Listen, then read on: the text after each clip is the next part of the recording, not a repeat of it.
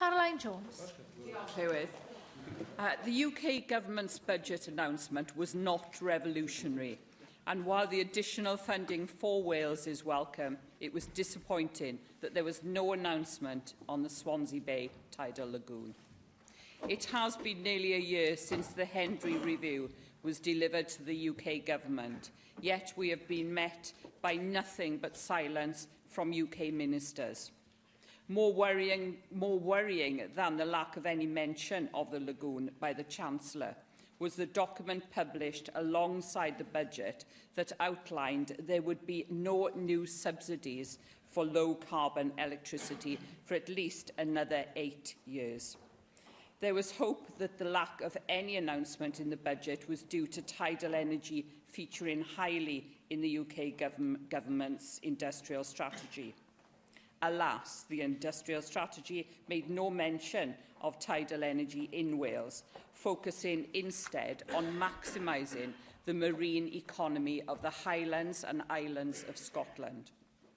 All of us in this chamber want to see Wales at the forefront of tidal energy, and I hope that the lack of news on this issue from the UK Government is, yes, certainly. I take it back. I thought Adam Price's contribution was bidding for the depressing element. But you've just mentioned the Highlands and Islands of Scotland. Yeah. Isn't it good that the Highlands and Islands of North Wales are going to get a North Wales growth deal because we finally got that commitment?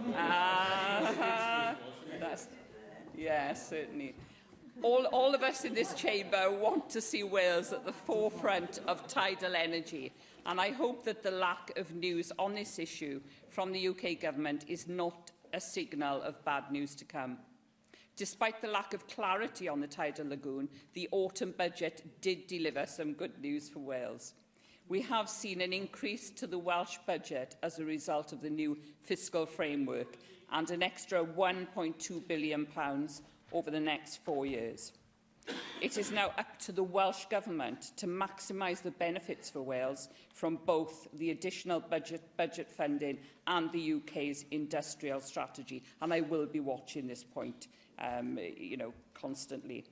Wales continues to be one of the poorest parts of the UK, in fact, one of the poorest parts of Europe, and I urge the Welsh Government to utilise the additional monies to fund schemes to tackle the widening wealth gap that exists between Wales and England.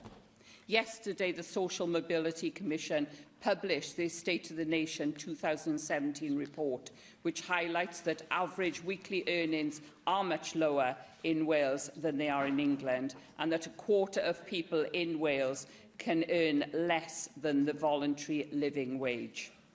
The report highlights the fact... Sorry? Yes? Thank you. Thank you for taking an intervention. And, yeah, you're right to point out that there's been more money put in this year but in the top-up. But if you actually look at the real figures, we will now be 7% lower. We will receive 7% less in real terms than that we were having before this Conservative government came into power. So I think the real figure is, and I hope you'll agree with me, that handing down a little amounts of money to make it look good for a headline buries the reality that we are still worse off. Yeah, and we have to manage what we get very, very carefully. The report highlights the fact that the Neath Port Talbot local authority area is the worst area in Wales for social mobility. The stark truth is that nearly a quarter of our population are living in poverty despite 2 decades of Welsh Government economic policies and in excess of £4 billion of structural funding from the European Union. The fact that our young people are being left behind is not a result of austerity, but the result of failed economic policies here in Wales. We can't rely on John McDonnell's magic money tree, nor can we saddle our young people with even more debt, which we are doing at the moment. We are saddling young people with debt. We therefore have to think smarter and spend smarter. And I urge the Welsh Government to use the additional £1.2 billion that came out of the UK budget to improve social mobility in areas like Port Talbot.